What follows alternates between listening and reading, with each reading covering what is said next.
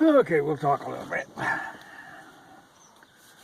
I saw today that Boris Johnson is out of the UK, out of the government.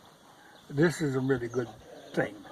Uh, Probably should have happened a long time ago, but it kind of sets a precedent. So hopefully we can shake our evil bunch. But I noticed today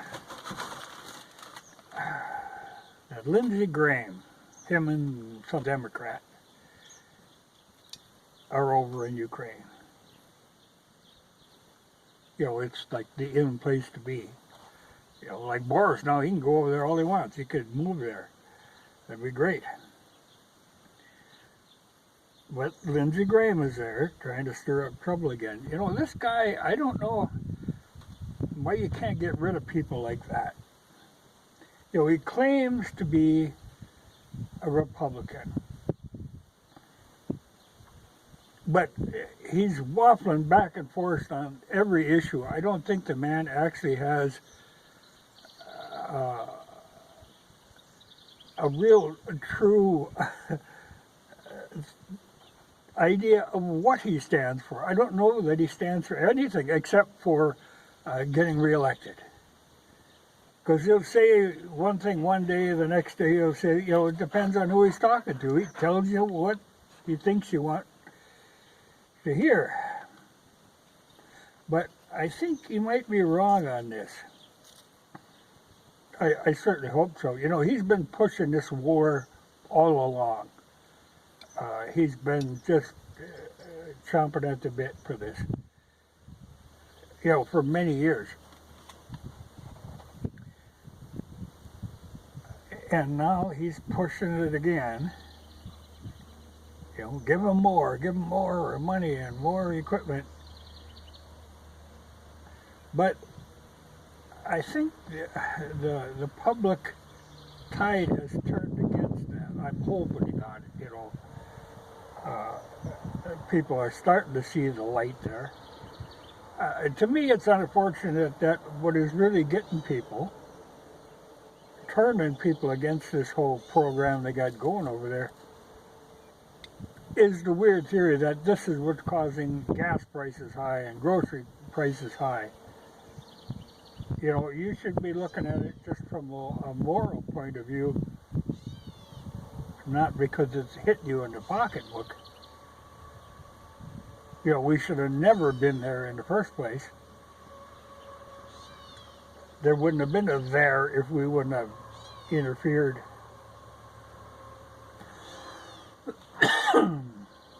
But he's pushing it again. You know, it's funny, I look at the news sometimes and I think, well, I wonder if I should say something about that. But there is just so ungodly much stuff that goes on that is completely left on the news media. You really can't touch on it all. Well, and even, like I say, a lot of this stuff, if you do, you'll get in trouble. You know, I thought it was funny the other day. You know, this is a little about the vaccine thing. But there was an insurance company association that was kicking up a hell of a stink because, you know, they have actual tables that tell them, you know, they figure, okay, people are going to live this long, and, you know, they've got this down to a science. And it's a profitable science. But they're working on a margin. Well, all of a sudden, they have found that deaths have gone up inexplicably.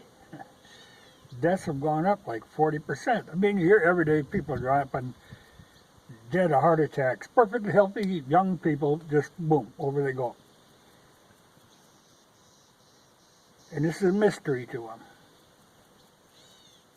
But, you know, when you start talking a jump of 40%,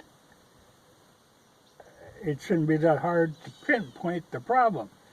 But they said, oh, it might be the stress caused by the pandemic, and I mean they're poking in every corner when the answer's right out in the middle of the room, but you can't talk about it. They could easily,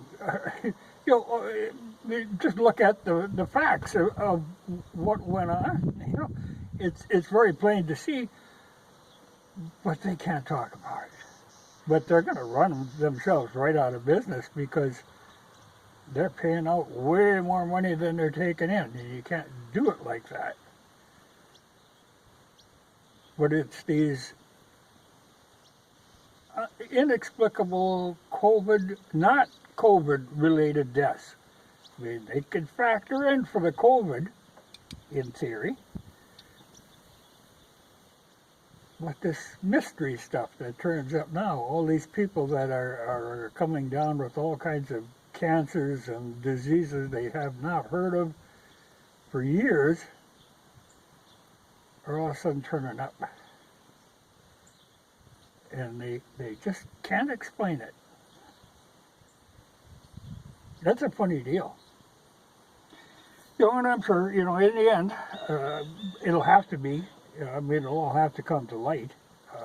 There are cases, I know there was just a case where something got, somebody had made a comment about the situation. And of course, he was immediately shut down, and they had to turn that whole thing around because the facts matter in these kind of things. It's the evidence is plainly there, but you're told to just ignore the evidence and look for some other mysterious cause. I thought it was funny too when somebody blew down them Georgia Guidestone thing. Now, I've never, I've seen shows about this, and it always seemed kind of freakish to me. But one of the things that it was talking about on these Guidestones was a great depopulation. That's one of the theories, was that they had to really cut down just in the number of people on the planet. That's working out for them. But evidently somebody took exception to this and blew it up.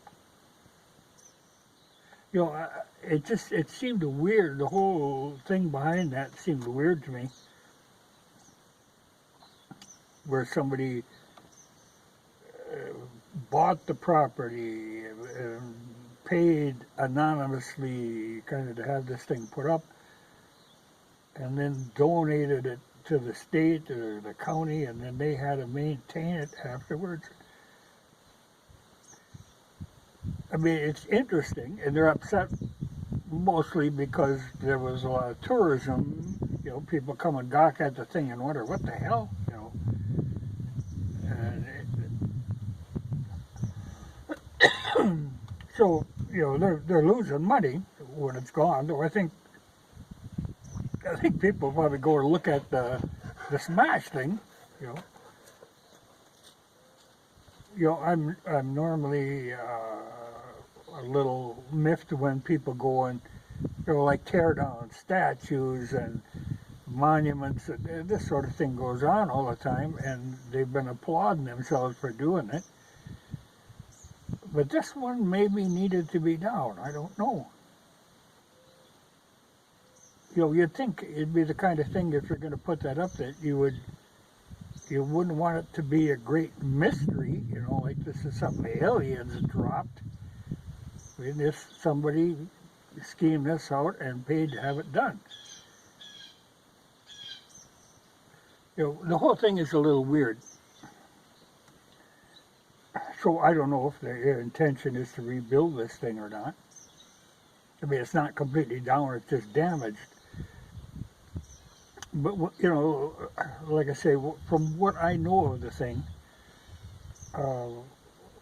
I didn't quite see the purpose in it. It's like some warped version of the Ten Commandments, kind of.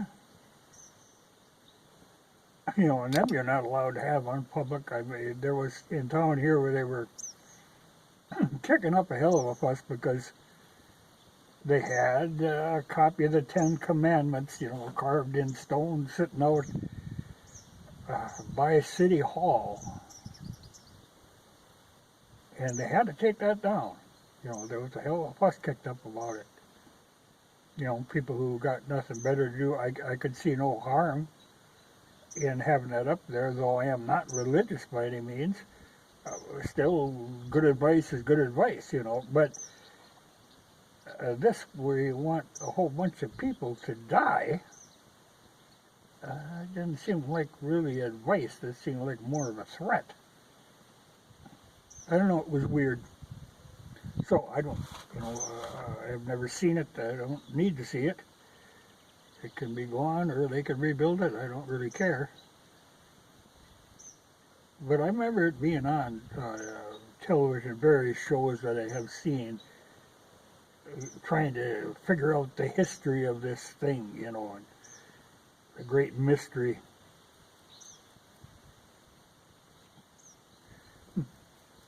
Nothing to me. But hey, when I started talking about Lindsey Graham, how in the hell do people keep on electing people like him? Like I say, he's only in it for himself. You would think he would get tired of flip-flopping, jumping the fence back and forth. He's a funny dude. I can't quite...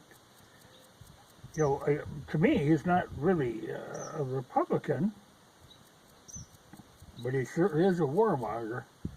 But, he was, I think, buddies with McCain, who was a warmonger too, which is weird when you think that somebody who had been in Vietnam, who had been captured and sat in prison for a while, would be kind of against war. But no, he was all for it. That's funny too. I heard, because you always wondered, who in the hell can the Democrats run? They got nobody they can run on. Because like Biden, there's no way in hell this can't happen. But eventually they're going to have to try to run somebody, and they can't run Harris. They got a pretty weak backbench there. But then they were talking that Gavin Newsom. I hadn't really paid any attention to him. He's just a jerk that runs California into the ground. But he is a relative of Pelosi. He's like a nephew or something. So he's got connections. So maybe he'll give it a try. I think he's actually, kind of thinking, well, I think he thinks he deserves it, so a lot of them do. But I think he's angling for that. But I thought it was funny now where he, on vacation, so what does he do? He goes to Montana. Hates Montana. Montana's a horrible place. California is the wonderful land of opportunity, but he leaves there to go to Montana to get away from the mess that he made in California. Well, I don't know why in the world, you see somebody like him coming, you should keep him out of your state. Why in the world would you let him into your state? You don't need people like him. But I think somebody said that, I think his wife is from there or some damn thing. But, boy, he would be a horrible president. But I think, he would get the backing of all the same news media and tech companies that were backing Biden.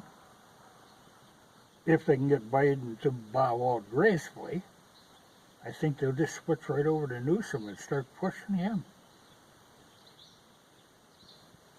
You know, but boy, you know, it's a scary thought. But when you look at who they got available, they're really scraping the bottom of the barrel. But he's got a little backing, especially with Pelosi. I mean, they can twist things to fit their need there. So it's a possibility he might be running. You know, I could see that happening. But I don't know. You know, they keep saying DeSantis would be running on a Republican ticket. I really don't know anything about him. You know, it's never really crossed my radar. He seems to be able to run Florida, but I don't know. I think he's doing fine in Florida. I don't. But, you know, there again, I'm not really a Trump guy. He would be better than what the hell we have in there now, but he's no spring chicken either. And if he's got any brains, he wouldn't run. I think if he would run, it would be more out of a revenge thing. You know, but that's a poor reason to do it. Of course, you know, he kind of got into it the first time as kind of a lark, you know. But I would think they should be able to find somebody. I think they are kind of pushing for the DeSantis, but, you know, it was funny. I saw the one day, you know, like I say, Lindsey Graham with his flip-flopping around. So one day he was down hobnobbing with Trump. You know, that's a strange dude. I don't know why anybody even pays any attention to him or listens to anything he has to say, because it's all meaningless. He's got no backbone whatsoever. He's handy for them, you know. I mean, if they're trying to get some bipartisan agreement on something, he's glad he's lend his name to something like that. He's always willing, because he's got no ground to stand on. So if you want him, he'll come be on your side.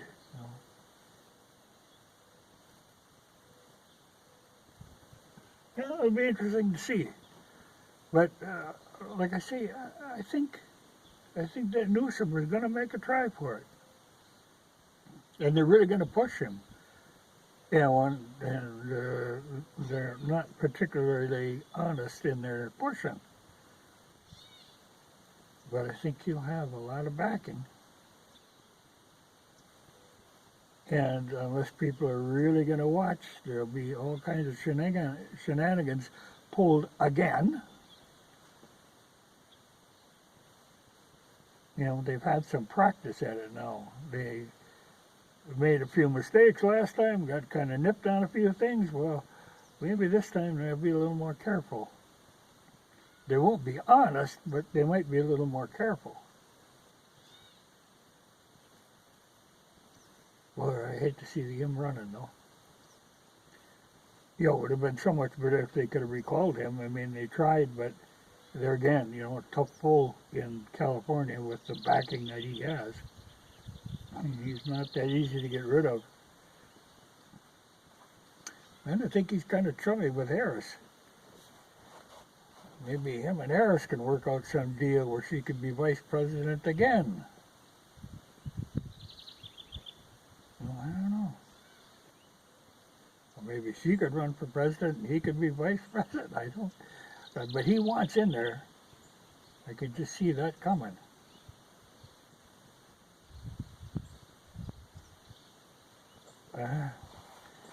Well, we'll see what happens. Yeah, I better till some garden. I had to come out here. UPS man brought tires out for that moped. And I got tubes the other day. I just needed the rim strips, you know, that rubber band that goes on the rim, and then we can put wheels on that thing. And then we'll see.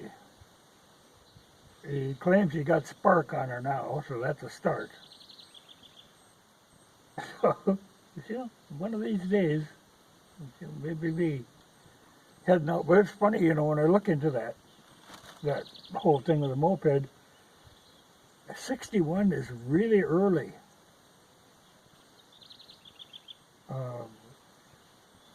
In that line of machinery, which I guess is why it is called a moped. I think it was like the name of that animal, and then everything after that just automatically became mopeds.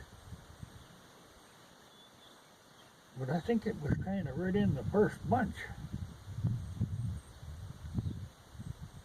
But we kind of got to figure it out.